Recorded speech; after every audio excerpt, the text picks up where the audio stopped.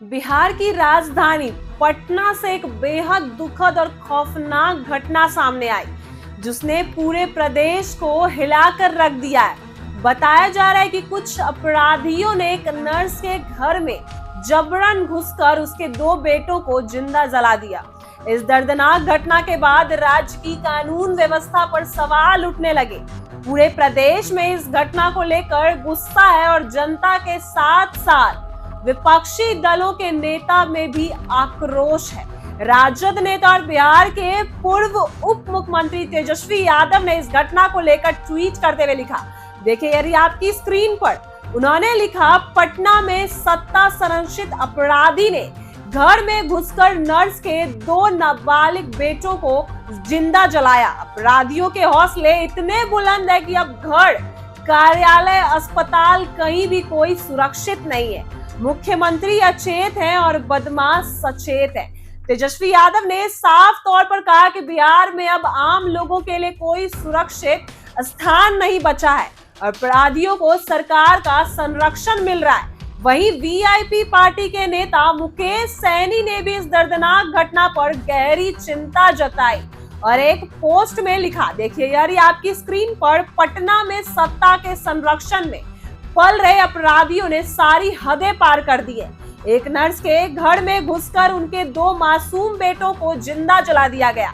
बिहार में हालात इतने डरावने हो चुके हैं कि अब घर हो, दफ्तर हो या अस्पताल, आम आदमी कहीं भी सुरक्षित नहीं है। दोनों नेताओं ने एक साथ ट्वीट किया। सहनी ने आगे भी कहा कि नीतीश मोदी मौन है।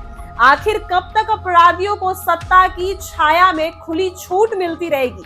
क्या मासूमों की चीखें भी सरकार को सुनाई नहीं दे रही? जब सत्ता सोती है तब अपराध बेलगाम होता और इंसाफ जलता है। इस पूरी घटना ने बिहार की कानून व्यवस्था की पोल खोल दी है।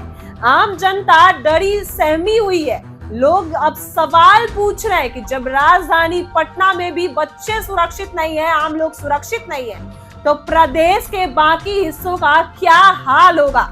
तेजस्वी यादव और मुकेश सैनी दोनों ने एक सुर में सरकार पर हमला बोलते हुए लिखा कि अब हालात काबू से बाहर हो गया है और अपराधी बिना किसी डर के घिनौना काम कर रहे हैं। नेताओं का भी कहना है कि जब तक सरकार अपराध पर सख्ती से नकेल नहीं कसेगी, तब तक ऐसे मामले रुकने वाले नहीं है।